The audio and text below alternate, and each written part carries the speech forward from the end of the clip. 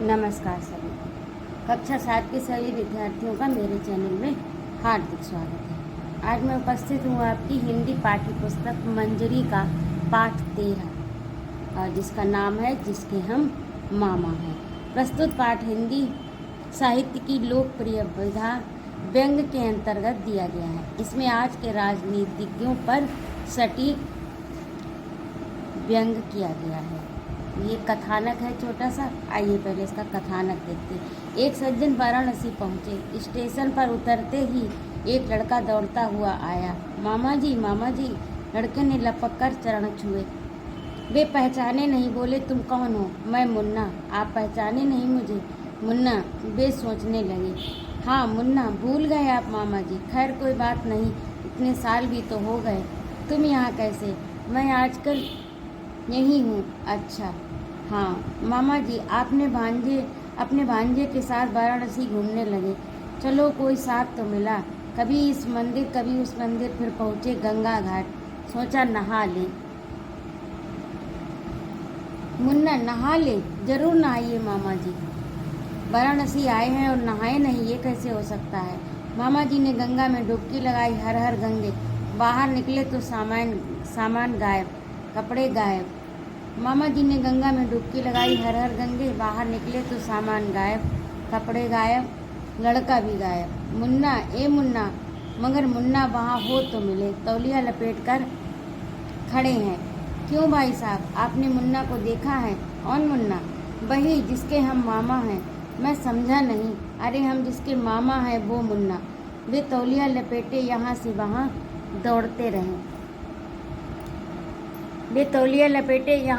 दौड़ते रहे। मुन्ना नहीं मिला। भारतीय नागरिक और भारतीय वोटर के नाते हमारी भी यही स्थिति है। हे मित्रों, चुनाव के मौसम में कोई आता है और हमारे चरणों में गिर जाता है। मुझे नहीं पहचाना? मैं इस चुनाव का उम्मीदवार, होने वाले एमपी। मुझे नहीं पहचाना? आप प्रजातंत्र की गंगा में डुबकी लगाते हैं।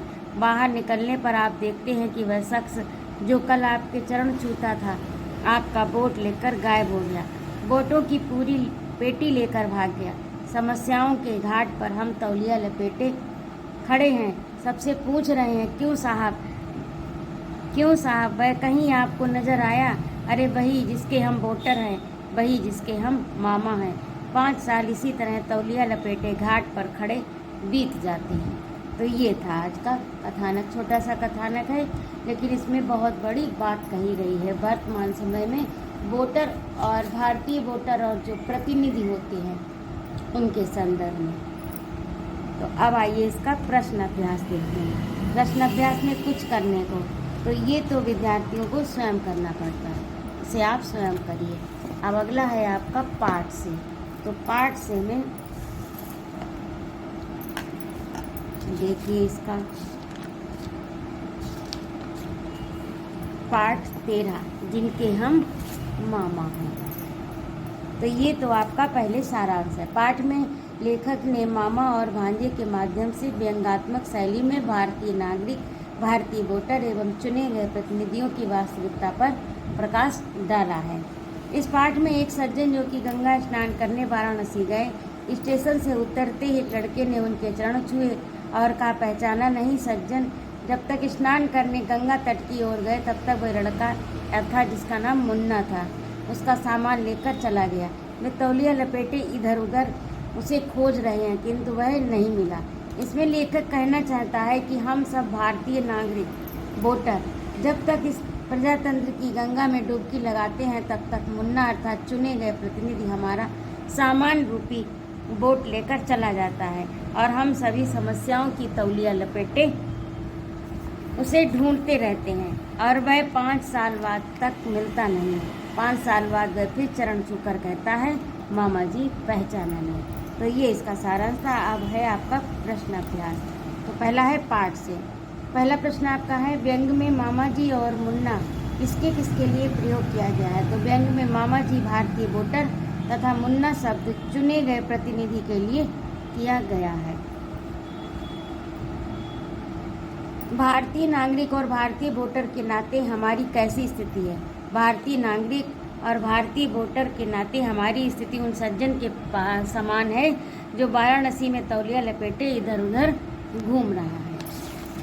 और अगला है आपका, बाहर निकले तो सामान भी गायब और लड़का भी गायब। इस वाक्य की तुलना पाठ में आए हुए किस वाक्य से की जा सकती है?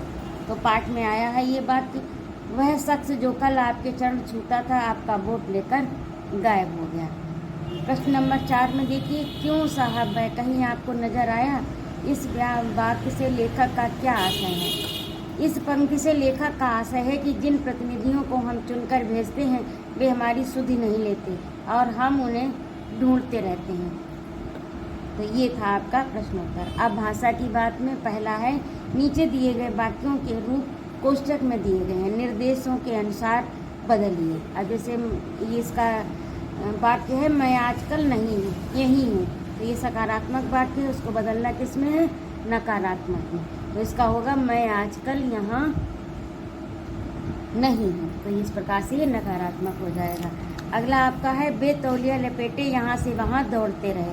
तो ये इसको क्या बनाना है? प्रश्नवाचक। तो बे तौलिया लपेटे यहाँ से वहाँ क्यों दौड़ते रहे? गाँव में है, तुमने इतनी देर से मुझे पहचाना नहीं, तो ये विस्मय बोधक। इसका उत्तर होगा तुमने इतनी देर से मुझे नहीं पहचाना, ये विस्मय बोधक चिन्ह इस प्रकार से होता है जो आपको लगाना है। अगला देखिए, निम्नलिखित शब्दों का प्रयोग एक ही वाक्य में कीजिए। निम्नलिखित शब्दों का प्रयोग एक ही वाक्य में कीजिए। जैसे ये दिया है, काम जैसे ही वैसे ही, तो मैं जैसे ही घर से निकला वैसे ही वर्षा होने लगी। दूसरा है आपका, इसीलिए क्योंकि, मैं इसीलिए उनके घर नहीं जाता क्योंकि वे मुझे पसंद नहीं करते हैं। और अगला देखिए, जितना उतना। अब इसका भी प्रयोग करना है, तो इसे किस तरह से करेंगे? मैं जितना उनसे दूर रहना चाहता हूँ वे उतना ही मेरे पास आते हैं।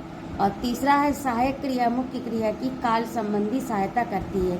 जैसे घूमने लगे, तो घूमने क्रिया है और लगे सहायक क्रिया है। मुख्य क्रिया घूमने हैं और लगे सहायक क्रिया। घूमना मुख्य क्रिया और लगे सहायक क्रिया, इस प्रकार के दो अन्य उदाहरण देकर मुख्य क्रिया और सहायक क्रिया अलग अलग कीजिए। तो इसमें देखिए इस तरह से करना है। पहला है, खाते रहे, तो मुख्य क्रिया क्या है? खाना, और सहायक क्रिया है रहे। गाते रहे, मुख्य क्रिया है गाना और सहायक क्रिया रहे। अब अगला है, वाक्य शुद्ध कीजिए। वही जिसके मामा हैं हम, तो इसको किस तरह से लिखा जाएगा? वही जिसके हम मामा हैं। और वोटों को भाग गया लेकर पूरी पेटी, तो इसका क्या होगा? वोटों की पूरी पेटी लेकर भाग गया। और अगला है आपका, पहुँचे वाराणसी सज्जन एक, तो इसे लिखिए, एक सज्जन वाराणसी पहुँचे।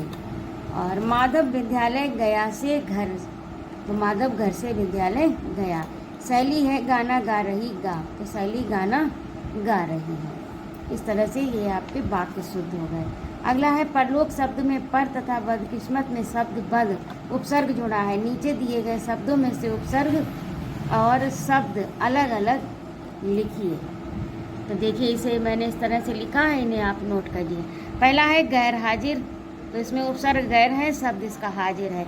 अस्थाई में आ उपसर्ग है, स्थाई शब्द है। प्रसिद्ध में प्रा उपसर्ग है, सिद्ध शब्द है। सपूत में सा उपसर्ग है, पूत शब्द है। सुगम में सु उपसर्ग है, शब्द गम है। खुशकिस्मत में खुश उपसर्ग है, किस्मत शब्द है। और खुश मिजाज में खुश उपसर्ग है, मिजाज शब्द है। और नासमझ में ना उपसर्ग है और समझ शब्द है। तो इस प्रकार से ये आपका पाठ पूरा हुआ। अगला पाठ 14 मैं शीघ्र लेकर उपस्थित होती हूँ। तब तक के लिए स्वस्थ रहिए, सानंद रहिए। जय माँ भारती।